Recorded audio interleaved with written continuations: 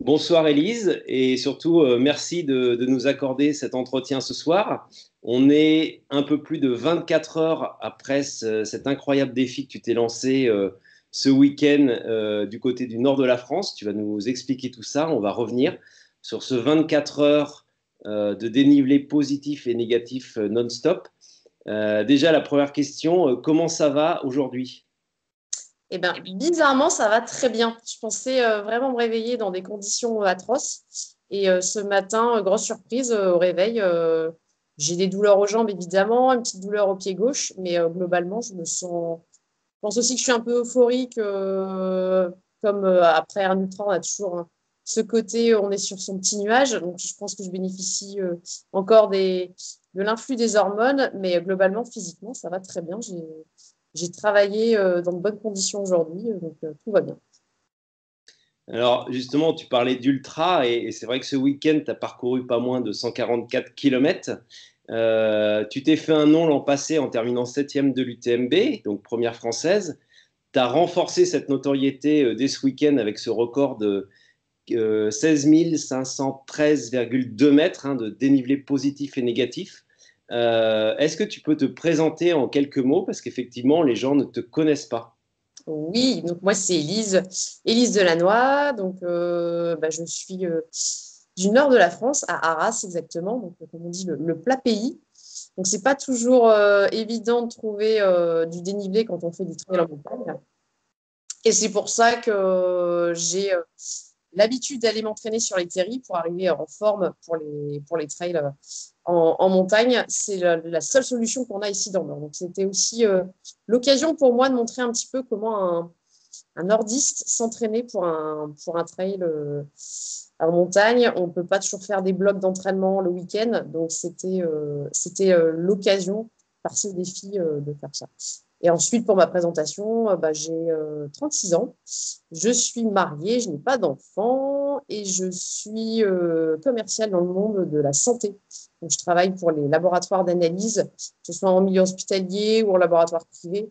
En fait, je leur vends des systèmes d'analyse pour tout ce qui est coagulation du sang. Donc, j'ai un secteur assez vaste entre le Nord et la Wallonie. Alors ce week-end, on va revenir sur ce défi incroyable parce que je crois que tu t'es lancé aussi ça, parce que tu étais un petit peu frustré de ne pas pouvoir t'aligner sur un ultra et en manque de compétition. Et il y a quelques jours, tu me disais, il faut que j'en fasse un, il faut que j'en fasse un. Donc tu t'es lancé là-dessus. Alors, est-ce que tu peux nous décrire le terrain sur lequel tu t'es lancé? Parce qu'effectivement, c'était une boucle de 59,4 mètres. Donc quel était le terrain concrètement, sur quoi tu as couru? Alors, en fait, j'ai couru. Le problème avec cette histoire de Covid qui nous embête bien pour toutes les organisations de trail, c'est qu'il faut des autorisations. Et au début, mon idée, c'était de le faire sur un terrain, justement, pour bien représenter l'image de ces fameuses petites collines qu'on a dans le Nord. Le seul souci, c'est qu'ils sont protégés et au patrimoine mondial de l'UNESCO. Donc, avoir des autorisations en plus, avec le contexte Covid, c'était encore plus difficile. Par contre, j'ai eu l'occasion, il y a 2 ans, de participer à une course qui s'appelle la Petite Ascension le but était en fait d'arriver à l'équivalent du Mont Blanc en 7 heures non-stop. J'avais gagné cette course au scratch. J'avais un petit peu bluffé tout le monde à l'époque. Et je me souvenais très bien de Stéry, qui est juste à côté du stade de glisse de Mélénine. Je me suis dit, ben, pourquoi pas? Alors, la seule chose qui m'embêtait, c'est que c'était du bitume. Donc, j'ai essayé de trouver des solutions, trouver un autre terrain où il n'y avait pas de bitume, où on était plus sur un terrain classique, mais j'avais ce problème d'autorisation. Et le directeur du site m'a accueilli avec bras ouverts. L'idée lui a bien plu. Donc, je suis partie sur ce projet là-bas. Mais c'est vrai que l'inconvénient pour moi était le bitume, même si, de mon idée, le défi est de faire du D+. C'est pas parce que je vous avoue franchement que le bitume, j'ai souffert avec la chaleur. En fait, j'avais la répercussion du chaud de l'asphalte en fait qui remontait dans les semelles de chaussures et j'ai bien subi mes pieds. Je les ai ressentis ce matin. Hier soir, je ne les sentais toujours pas. Donc, je suis pas sûre que ce soit vraiment un bénéfice d'avoir du bitume. Pour moi, c'était un inconvénient, surtout que je déteste le bitume. Donc j'ai fait avec ce que j'avais, comme on dit. Et voilà pourquoi je me suis lancé le défi sur le terrain de Mélimine. Alors, on a vu sur les photos qui ont été postées, une petite coupure. Coupure, c'est bon, c'est ce que j'ai eu un appel et du coup, ça a Voilà. vibré. Bon, ça fait partie du live, donc voilà, on revient directement. Euh, on a vu sur les photos que tu postais, je disais, notamment un terrain qui ressemblait un peu à de la moquette. Donc, est-ce que tu as utilisé le même terrain à la montée, à la descente? Parce qu'on a surtout vu des photos de montée. Et qu'est-ce que c'est que ce revêtement vert qu'on voyait? Alors, juste au bout en fait de la montée qui faisait 200, je vais dire environ 250 mètres tout en haut, au niveau de la plus grosse déclinaison, par rapport au stade de glisse à côté, il y avait un bout de moquette. Enfin, c'est une espèce de revêtement qui glisse un petit peu. Donc, j'avais les bâtons, donc en descente, ça allait bien. Il y avait ces bastings en bois qui me gênaient fortement sur la descente, mais ça fait partie. Voilà, j'ai pas voulu faire modifier des choses. Je me suis dit, c'est moi qui leur demande si je peux venir courir là. Donc, j'ai pas voulu leur faire modifier des choses. Mais il y avait un petit bout de moquette sur la fin. Enfin, c'est pas de la moquette, mais du espèce de tartan. Mais sinon, ouais, je faisais un aller-retour direct. Donc, je montais, j'allais biper, je redescendais exactement sur le même tracé. Donc, oui, une grosse redondance. Ouais.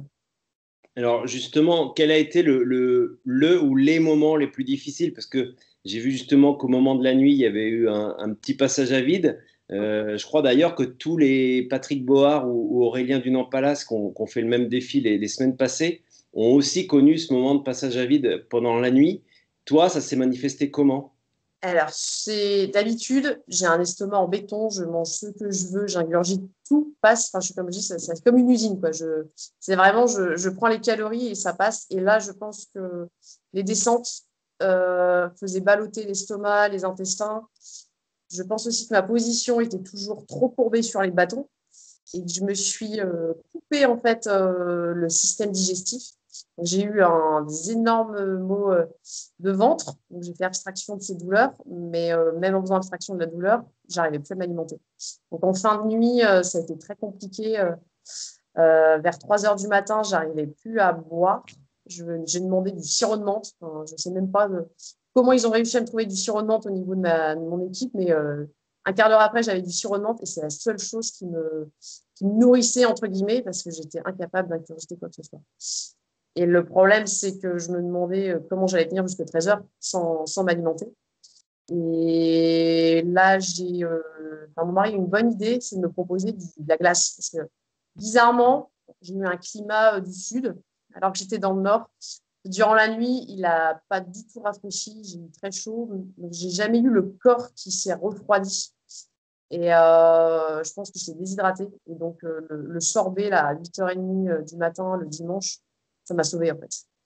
Donc, j'avais le droit à ma cuillerée de sorbet dès que je refaisais une montée. Enfin, j'avais 3-4 cuillerées et le sucre m'a reboosté et m'a fait tenir jusqu'à 13 heures. Mais j'avoue qu'à un moment, je me disais, mais comment je vais tenir encore tout ce temps jusqu'à 13 heures sans manger et sans boire vraiment de la boisson isotonique. Enfin, je ne pouvais plus ingurgiter ni coca, ni les boissons. Enfin, il n'y avait que la menthe qui passait. Donc ça, c'était la plus grosse difficulté, ouais. Mais qui s'est ressentie au niveau du rythme qui a baissé, parce que le corps sentait bien la défaillance du manque d'énergie. Mais ça fait partie du jeu, c'est toujours les problématiques quand on fait du long.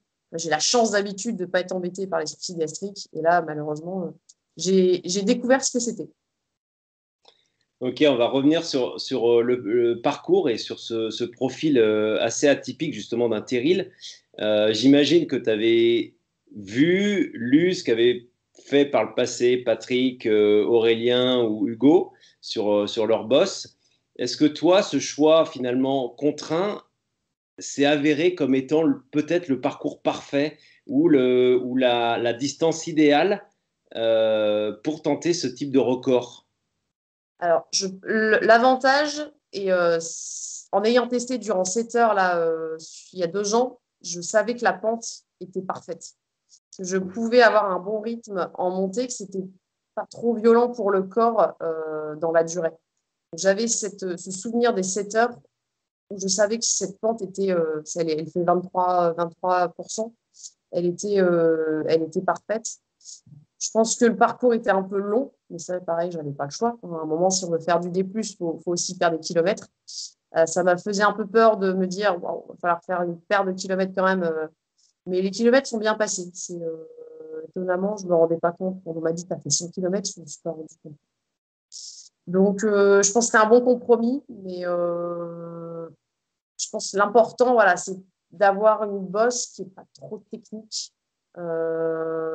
au niveau, enfin, pas trop pentue, qui est plutôt pentue. Je sais que Patrick avait misé plus sur quelque chose de justement limité en kilométrage. Moi, j'étais plus sur un très long kilométrage, mais j'avais la connaissance en fait de la pente qui me paraissait adaptée. Alors justement, on t'en parle de Patrick. Je l'ai eu cet après-midi. On évoquait ton record. Et tout admiratif qu'il était, il me disait, finalement, elle a un sacré carafon. Alors, est-ce que toi, justement, comme eux, on peut le démontrer, est-ce que tu penses que le mental est aussi fort que le physique, en fait? C'est plus fort. Enfin, selon, à chaque fois, on me pose la question, mais comment tu fais? Je dis toujours, c'est le mental qui prend le dessus. J'en parlais encore avec une amie tout à l'heure. Je n'explique pas cette manière de réagir qu'à mon corps quand je décide de me lancer dans ce genre de défi. J'arrive à me transcender. De toute façon, j'ai des copains qui me disent, mais tes yeux sont différents. En fait, et c'est le mental qui prend le dessus et qui fait oublier les douleurs, qui, qui fait abstraction de l'ensemble des signaux pour avancer et aller au bout de son objectif. Et ça, je pense que le mental, on peut le travailler. Mais je pense aussi que c'est dans le caractère, quoi. On est forgé avec ça, quoi. Alors, pour revenir aussi à ce record hein, de plus de 16 500 mètres de dénivelé, donc qui est, comme le disait aussi Aurélien Dunant-Palaz, qui pense, lui, qu'il va être compliqué à battre désormais chez les femmes. Est-ce que toi, qui l'as tenté sur du bitume et eux qui l'ont fait sur des terrains typés trail, alors c'est un débat qui est en train de naître et honnêtement, il est complètement ouvert aujourd'hui, mais est-ce que tu penses qu'aujourd'hui, il faut que ce record soit simplement un record de dénivelé ou est-ce qu'il faut, pourquoi pas à terme, faire deux catégories, une catégorie trail, typée trail, chemin, et une catégorie hors trail, parce qu'on entend déjà des gens qui parlent de tremplin à ski, d'escalier, de routes très pentues. Donc, quel est ton avis là-dessus? Moi, je pense que c'est plus le record de dénivelé. Enfin, j'imagine mal quelqu'un faire un record de dénivelé dans des escaliers. Enfin, après, il faut que ce soit un minimum proche de la réalité sur ce qui est réellement faisable. Mais pour moi, le terrain, l'essentiel est de pouvoir s'adapter à ce qu'on a auprès de chez soi. Enfin, je me voyais mal euh, faire 8 heures de voiture pour aller trouver le terrain idéal dans une région que je ne connais pas forcément. Moi, je trouvais aussi sympa le côté proximité et justement essayer de trouver le meilleur endroit proche de ses choix où on s'entraîne pour essayer de faire le maximum. Donc, le problème du revêtement, chacun a son idée, mais moi, ce qui compte dans ce genre de défi, c'est plutôt le dépassement du D+, et c'est ça qui compte. C'est un défi de D+. Si après, il y a des règles écrites, il faut bien les définir, mais pour l'instant, il n'y a rien de défini. Donc, c'est pour ça que je me suis lancée dedans, étant donné que c'était ouvert. Merci. Et pour finir cet échange, Élise, est-ce que pour toi, c'est aussi un moyen de passer un message aux femmes et en même temps aux hommes, hein, il n'y a pas de discrimination à faire, mais sur le fait que quand on veut croire à ces défis, quand on veut croire aux choses, on peut y arriver finalement? Ah oui, bah ça, c'est ma philosophie de vie et c'est un point de caractère marquant chez moi. Ce qu'on dit de l'extérieur, c'est que quand j'ai décidé un objectif, je vais jusqu'au bout. Et je pense qu'il faut toujours s'accrocher à ses rêves, il faut oser. Et c'est ce qui fait aussi notre personnalité, c'est de savoir aller au-delà de ses limites, se dépasser. J'adore la notion de dépassement de soi parce qu'on se rend compte que après, on veut toujours aller chercher plus loin. On apprend sur soi dans ces moments-là. J'ai beaucoup appris dans les ultra-trails sur mon caractère et ça m'a beaucoup aidé dans la vie professionnelle et même perso, quoi. On se rend compte que oui, on peut adapter aussi ces caractéristiques sportives à la vie courante. Et puis oui, pas forcément que pour les femmes, même pour les hommes. Enfin, c'est toute la notion du sport aussi, hein. Après, au niveau des femmes, moi, je voulais aussi montrer que bah, dès que les distances s'allongent, on se rend bien compte quand même qu'une femme a des capacités vraiment importantes sur de longues distances. Et vu qu'on est très peu actuellement de femmes dans le trail, ça ne se remarque pas forcément. Mais physiologiquement, de toute façon, on sait qu'une femme a plus de masse graisseuse qu'un homme. Donc physiologiquement, ça s'explique. Et après, je pense que le mental des femmes est aussi très important. C'est vrai qu'il y a très peu d'abandon de femmes en général sur les ultras. Donc, j'invite toutes les femmes à se mettre au trail pour essayer de faire des dépassements de soi comme ça, quoi. Sachant qu'effectivement, il y a le défi 24 heures, mais là, on va essayer de sortir les chiffres sur pourquoi pas une marque à 6 heures et à 12 heures. Donc forcément, aujourd'hui, c'est toi qui as les meilleures performances. Donc on verra, effectivement, ça peut inciter des femmes aussi déjà à se lancer sur le défi 6 heures, 12 heures. Et est-ce que toi, alors Aurélien et Patrick avaient dit au lendemain ou quelques instants après leur défi, qu'en fait, ils ne se relanceraient pas forcément dans cette bêtise ou dans cette sottise qu'ils venaient de faire. Est-ce que toi, tu tiendrais aujourd'hui le même discours? Je ne me suis pas posé la question encore, parce que c'est vrai que ça fait que 24 heures. Mais en fait, j'ai tellement apprécié le côté fédérateur autour de ce défi. J'avais un nombre de personnes qui m'ont soutenu, j'avais une équipe en or. Et ce que j'ai aimé, c'est oui, j'avais pas les paysages. Beaucoup ont dû dire, mais c'est horrible de courir. On a la vue sur la ville derrière. Mais en fait, moi, j'avais mis en avant le côté, oui, j'aurais pas les paysages, mais j'aurais l'ambiance, j'aurais des pacers, j'aurais ma famille, mes amis. Le ravito, par exemple, porter le sac. J'ai essayé de voir tout le positif dans le côté un peu redondant de faire le hamster en montée-descente comme ça. Et ça m'a vraiment apporté beaucoup de choses positives. Et à part, j'avoue, la dernière matinée, j'ai souffert vraiment sur les dernières heures. Et globalement, j'en garde un super souvenir et pourquoi pas retenter la chose. Why not? Donc ça fait partie des projets éventuellement 2021. Et d'autres projets, sinon, pour fin 2020 ou 2021, en course ou autrement, parce que là, visiblement, tu es une femme de projet et qui a des envies. Donc, ce serait lesquelles désormais? Alors, fin 2020, ça me paraît compliqué de penser à refaire quelque chose de grandiose au niveau distance, parce que le corps a besoin aussi de repos. Mais 2021 devrait être une bonne année. J'espère qu'on ne va pas encore nous interdire toutes nos organisations.